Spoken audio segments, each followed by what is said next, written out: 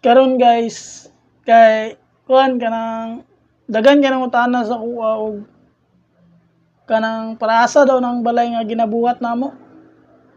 Kanang mga miniature house sa kanang mga nag-order og asa nila gamiton. Kana siya kasagara sa mga kuan kolektor og mga diorama, mga hilig yapon mga artist ba. Then ay uban kanang kuan nila kanang gina-display nila sa balay, design minana og pinakagamit kasagara yun order gyud mga tag-iya og kanang business bitaw.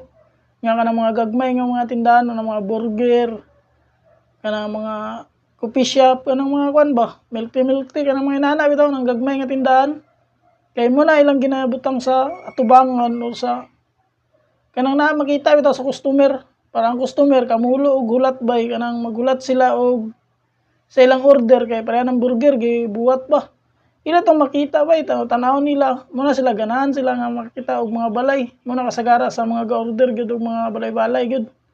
Ang miniature house, mga diorama ba. Ipang display nila silang tindahan. Kaya atong customer ba pag makita to nila ganahan sila ana uy adaw kaya ni nana ba.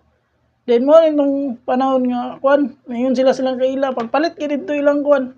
Murag business strategy bitaw yapon para magpalit sa tindahan. Mingon nito silang kaila din nga.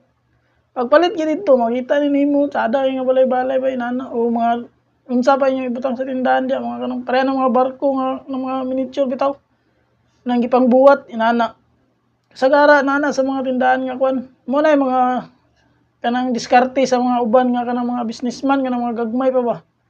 Kay makaadto to dito ilang kuan.